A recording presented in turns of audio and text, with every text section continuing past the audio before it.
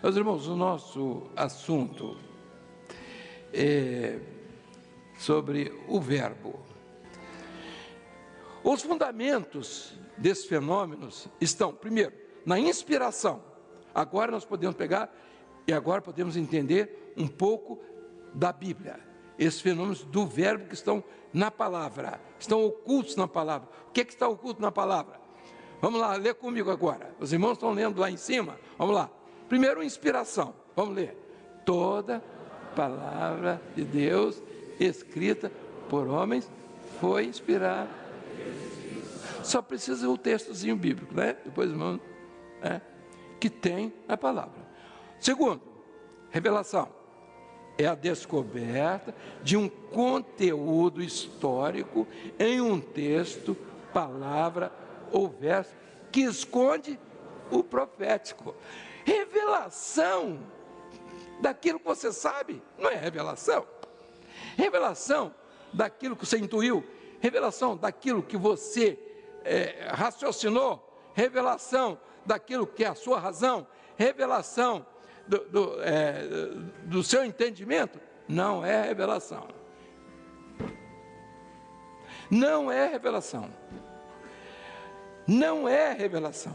Revelação é aquilo que vem através do Espírito Santo, que manifesta o profético, aquilo que estava escondido. Por isso que o cidadão pega uma Bíblia e faz uma religião do Velho Testamento. Sabe por quê? Porque ele não entendeu que a revelação, ela está toda dentro da palavra, ele não entendeu. Ele pega o versículo e pega a letra e faz uma religião. Ele não está circunstanciado na revelação, ele está circunstanciado no entendimento dele, na razão dele, na forma de ver as coisas, na interpretação. Meus irmãos, interpretação não é revelação. Nós não podemos levar uma igreja, no momento que estamos vivendo, para interpretação. Os irmãos podem ver, os dons em todo lugar desapareceram, estão desaparecendo. Sabe por quê? Não há substância na vida do crente para tratar com dons espirituais, porque o povo não quer o Espírito Santo, não é espiritual, não se interessa, quer mentir. Quando entra alguma coisa do Espírito Santo, ele aumenta da cabeça dele, ele quer o governo do homem, ele quer a bagunça, e é isso que o Senhor não vai permitir, e não permite no nosso meio, que nós estamos entendendo uma coisa muito além dos outros.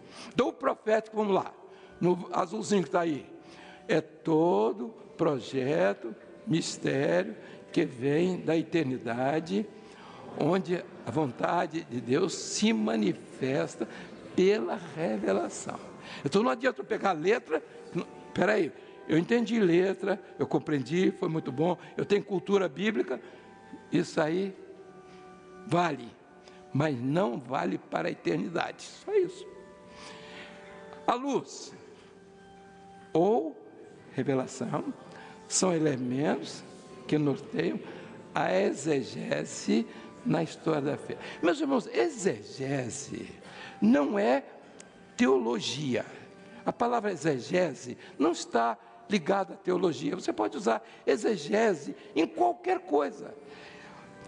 Você pega um texto da lei, a lei comum aí, e você pode fazer a exegese do texto da lei. Então você vai buscar o fundamento daquela lei. Só que a exegese, agora vamos aqui, que é feita com sentido teológico, não tem valor para a vida eterna. Só isso. Ela tem que ter o sentido profético. Por quê? Porque no sentido profético está a revelação. E a revelação só através do Espírito Santo. Não é através de filosofia, nem da razão. Está entendido? Se não está entendido... Então vamos lá. Deus fala e o efeito surge por sua palavra. Então o verbo tem vida. Cria o mundo, tira do nada todas as coisas, suscita a vida mediante seu verbo soberano. Ordena o caos.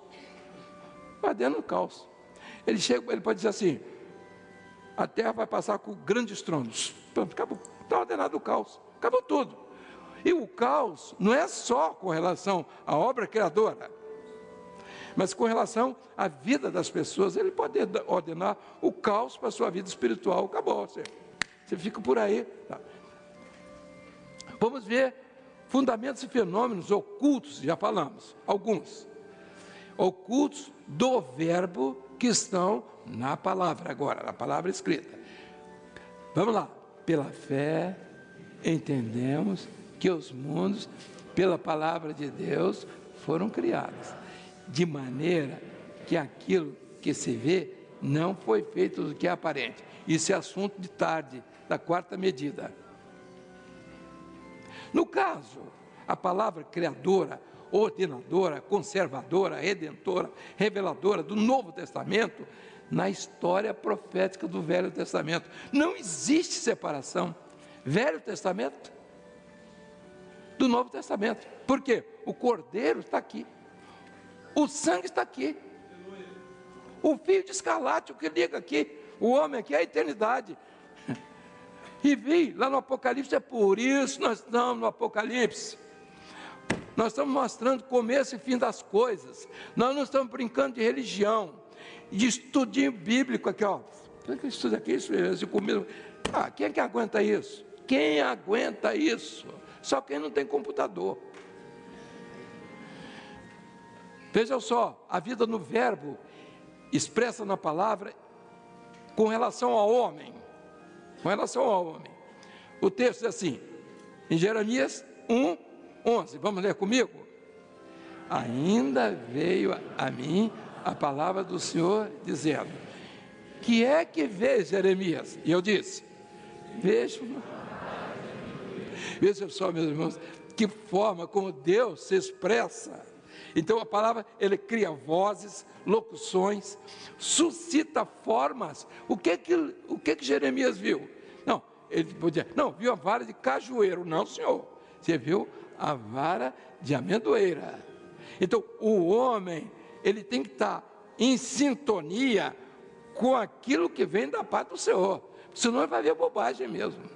Então, por que aquilo? Porque ela estava iluminada, essa é a palavra iluminada e circunstanciada, porque é o verbo que está ali, e através dele nos é dado receber a palavra, vê-la, contemplá-la, bem como ouvi-la. Meus irmãos, o que eu estou dizendo? Eu estou dizendo o seguinte, que todo mundo que está aqui olhando para mim, não tem motivo nenhum de negar isso. Não tem nenhum motivo. Nenhum crente que está aqui tem motivo para negar qualquer coisa que foi dito hoje aqui. É só isso. E se você negar, você está negando a vida. A vida, é a própria vida, que não te interessa. A vida eterna. Você está negando o quê? Você está negando aquilo que coitadinho de Adão e Eva negaram. Só isso. Vamos ver aqui uma coisa interessante. No acontecimento profético, o acontecimento profético, talvez não o maior, é aquele que o verbo se fez carne. Meus irmãos, o verbo estava lá na eternidade. Observe, antes de todas as coisas, mas ele se faz carne, veio ao mundo. Jesus veio ao mundo. Como pode isso? É um mistério. E Deus sofre com isso. E não, por isso a história de Abraão. Os irmãos viram? Qual foi o ensino de Abraão domingo passado? Qual foi? Foi a dor que o pai sentiu quando mandou o filho. Profeticamente ia mandar o filho. E ele já passa para Abraão: Abraão, você que vai sentir isso aqui, tá certo?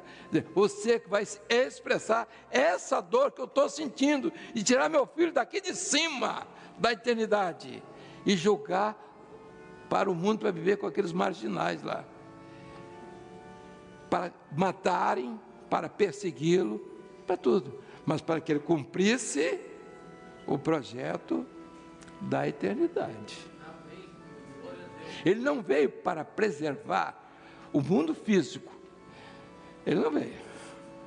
Ele veio para preservar a sua alma. A minha. No acontecimento profético maior, que é o verbo, né, ele se faz carne, permitindo que vejamos a glória de Deus, deixando os sinais proféticos do Velho Testamento como a base estrutural válida de todo o projeto. Pode passar? Então a vida no verbo expressa na palavra quanto ao homem. O texto diz assim: as suas palavras, a minha palavra, não é que diz Jesus, não passará. As palavras não passarão porque emanam de uma sabedoria eterna. Não é só por isso, mas porque são as suas palavras. Não é porque veio da eternidade, não. É porque é a palavra de Deus. Então ela não vai passar, porque é a palavra de Deus. Não é porque ela veio da eternidade, não, porque é a palavra de Deus. Não muda, não há mudança. Passará o céu e a terra, podemos ler, né? Mas as minhas palavras não passarão. Quando se fala da palavra como verbo, então fala-se de um ser vivo que se relaciona sempre com aquele de quem procede a palavra. E Deus, o Todo-Poderoso, e a quem Ele quer revelar. Se Ele não quer revelar a você, que culpa eu tenho? Ele quer revelar. E a nossa mensagem é essa. Ele quer. Agora, quem quer é outra coisa. Vamos agora entender isso aqui. O verbo feito carne. Jesus não é um verbo. Jesus é o verbo de Deus. Disse Deus. Uma expressão humana.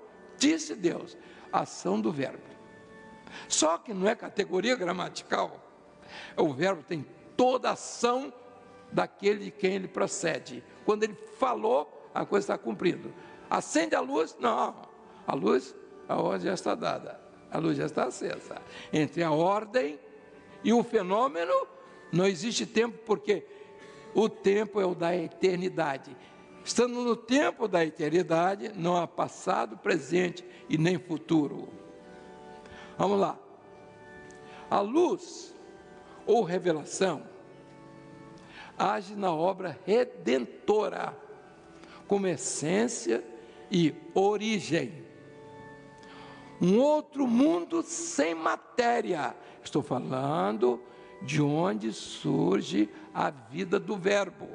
É um mundo sem matéria. Está dando para entender? Quantos entenderam um mundo sem matéria? Levante a mão.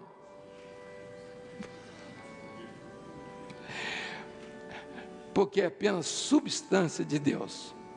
Então, é a substância de Deus. A substância de Deus não é matéria. Matéria é aquilo que ocupa um lugar no espaço. A substância de Deus é algo que só Ele tem. Você pode designar a substância de Deus como a graça. É substância de Deus? É. A fé. Você pode colocar a fé. Você pega, não, a substância de Deus. Ela existe, não é? Independente de qualquer conjectura humana. A fé não depende do homem. É como a vida eterna, não depende do homem. A palavra, o verbo não depende do homem. Nós estamos sempre pensando que a maneira como eu tenho de me expressar, se eu falar bonito, todo mundo vai gostar. Se eu falar desse jeito, está tudo certo. Não é assim não. O verbo tem sua colocação. Por isso, nós estamos fazendo uma mudança. Entendendo que temos que fazer uma mudança. Não é muito grande não, é só essa que está aí. Tudo que tem sentido profético exclui categoria gramatical. O verbo ali não é o verbo como categoria gramatical. Por quê? Porque tem sentido profético. Tem sentido profético? É porque vem da eternidade. Então, categoria gramatical é de gente, é de homem, é da obra criadora, não é da obra redentora. Por isso, o verbo não é categoria gramatical, é vida. Então, veja aqui, exclui categoria gramatical, já que é independente do tempo e da autoria do homem, aquilo que já falei. Em Jesus, torna-se realidade a união fundamental do verbo com o ato de falar e de agir. É potencial de vida. Estamos ligados a Jesus, então o verbo é potencial de vida, é uma força dinâmica, integral, promove toda a sua virtude, elocutiva e expressiva. Então, veja aqui, quando eu falo de Jesus, eu estou entendendo que aquilo que é do homem está dispensado. Num sentido, não é a minha forma de falar que vai impressionar, mas é a palavra dele que entrou no seu coração, na sua vida. É isso que importa. Estamos terminando. Mais uns 20 minutos. O verbo feito carne. O primeiro capítulo do Evangelho de João é um eco do primeiro capítulo de Gênesis. Ele nos entrega a chave da vida, do mistério da criação, do mundo, mediante a palavra do Evangelho eterno, que é antes de todas as coisas. Isso é uma frasezinha que dá para depois parar, sentar. Cada frasezinha dessa dá para parar, sentar. Eu até vou prometer que eu vou dar isso para os nossos irmãos, dentro do possível. R$10, tá bom? Cada um. Eu estou precisando de um trocadinho, né? Então, vamos lá. Voltando aqui. Então, o verbo feito carne. Podemos repetir. No princípio, era o verbo, todos. E o verbo...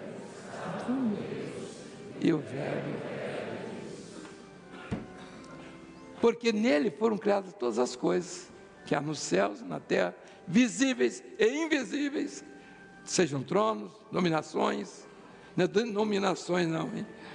Principados, potestades, foi tudo criado por ele, para ele, ele é antes de todas as coisas subsistem por ele. Então, a vida no verbo, esse é o ensino que estamos dando hoje, palavra escrita. Nessa história escrita, as palavras estão inesperadamente inseridas nos eventos. Normalmente, para nós, a função da encarnação do verbo em Jesus, todas as palavras referidas na Bíblia, tem o mistério vivo que se encontra entre a inspiração e a revelação. Observe, quando eu leio a palavra, eu vou ter o mistério vivo. O mistério vivo não está na minha interpretação da palavra, está na revelação daquilo que foi inspirado. Esse é aonde está o mistério vivo. Todos entenderam? Quem não entendeu, levante a mão. Vou repetir, isso é muito importante. Não entendeu? Pode levantar a mão. Então, se não levantou, é porque entendeu. Então, vou fazer uma pergunta.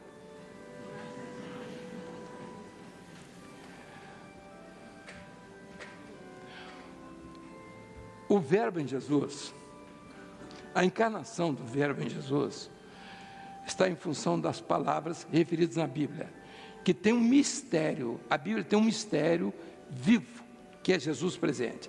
Esse mistério vivo se encontra entre a inspiração. Então, vamos aqui. A palavra de Deus é inspirada. Então, inspirada. Tudo bem. Aí, entro com a minha razão. Interpretação. Essa interpretação aqui vale como subsídio para a minha vida eterna. Essa interpretação que eu fiz da inspiração do texto da palavra, inspirado, essa é a pergunta. Então, veja aqui, então, entre a inspiração, agora aqui não, aqui eu tenho a revelação. Entre a inspiração e a revelação eu tenho o que se chama, o quê? Profético. Então, é onde está o segredo. A vida, quando você pega a palavra, e as pessoas dizem, vocês não gostam de teologia, não gostam de teologia? Não, para nós não faz diferença. Teologia para nós é coisa, matéria da razão, não tem problema nenhum. Todo mundo está cheio de razão, uma a mais, duas a menos, não faz diferença. O que nós estamos mostrando é que você tem o mistério da vida, está aqui, ó, no que é profético. Tá aqui. Não é isso aqui, não tem mistério aqui. Aqui não tem mistério. Interpretação não tem mistério. Então, você tem um cristianismo sem mistério, é o que todo mundo tem. Aí. E uma outra coisa, por isso que o texto diz assim, não é de particular interpretação. A Bíblia não é. Aí o cidadão diz assim, não, só pode interpretar a Bíblia quem fez curso de teologia. E é mentira, não é verdade. Ela não é de particular interpretação, porque ela tem que ter revelação. Se não é revelação, é particular interpretação. Eu interpreto aqui, amanhã eu estou meio doido, eu interpreto um texto da Bíblia aqui. Entendeu? Vou interpretar um texto aqui. As virgens. Irmãos, vejam só, as virgens loucas, né, e as prudentes. Imagine eu, servo de Deus, se estivesse lá, eu dava do meu azeite, tadinha das virgens, coitadinha, ficar do lado de fora, eu rachava o azeite com elas. Isso é interpretação, isso é doideira, isso é loucura, mas é uma interpretação. Quem é contra aqui? O irmão lá de Minas Gerais, quem é contra ele? Hein? Lá de Juiz de Fora. Agora vejam só, nós temos um rumo, hein? Não é de particular interpretação, porque a interpretação aqui é profética, é a revelação do Espírito Santo, é uma história. Se não, você fica em texto bíblico que prende um aqui, esse não come carne, o outro come não sei o quê, outro não sei o quê, só come camarão. Então, vamos lá. Não terminou ainda. Já dava para terminar. Está acabando? Está bem, está bem. Vamos lá, me ajuda, para a gente andar. Vamos lá. Então, interpretação exclui o que é profético. Acabou, pronto. É isso que você quer? Interpretação? Você não quer o profético, então você não quer vida. Porque o profético é o que vai na eternidade, é o que vem da eternidade, é o que vai voltar para a eternidade, não é o que vai ser enterrado aqui com você. Pronto? Passa. Você creu? Sim. Só para os benefícios dessa vida. É isso? Existe isso. Existe pessoas que aceitaram Jesus. Existe. Só para essa vida? Existe. Sim ou não? Sim. Quem sabe? Aqui a maioria. Resolveu o problema de casamento, resolveu o problema de dinheiro, resolveu o problema de saúde. Olha aqui. Esse evangelho, ele vai ficar aqui, hein? Mas creu. Até na igreja Maranata. Não tem problema nenhum. Conversão em qualquer lugar. Só para essa vida. Esse é o grande problema. Vamos passar. Muitos me dirão naquele dia, Senhor, não profetizamos, nós, em teu nome, então lhes direi, abertamente, nunca vos conheci, apartai-vos de mim. Agora eu vou fazer uma pergunta. Onde está o problema desses que profetizaram e não vão entrar? Desses que falaram em nome de Jesus e não vão entrar. Onde está o problema deles? Se vocês acertarem, já pode ir para o almoço direto. Não precisa nem cantar. Quem sabe, levanta a mão. Olha.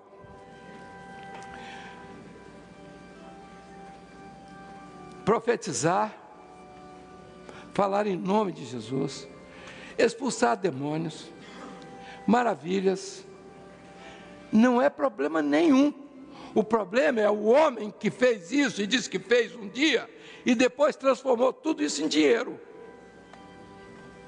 O problema ele foi participando do Espírito Santo, falou em línguas estranhas, entregou a profecia e depois negou. Esse não entra, porque foi participante do Espírito Santo, e é por isso que a Bíblia diz assim, esses negaram o Espírito Santo. Jesus diz assim, e quem faz isso contra o Espírito Santo não tem perdão, nem nessa nem na outra vida. É por isso que andam por aí falando bobagem, e porque se levantaram contra o sangue, contra o Espírito Santo, contra a obra de Deus, contra a vida, contra a palavra revelada. Então é isso aí, não faça isso. Se quer sair, sai, não tem problema nenhum, sair, embora, não querer evangelho. Isso aí muita gente, até na época de Paulo tinha, em qualquer lugar tem. Terminou mesmo? Vamos ficar de pé?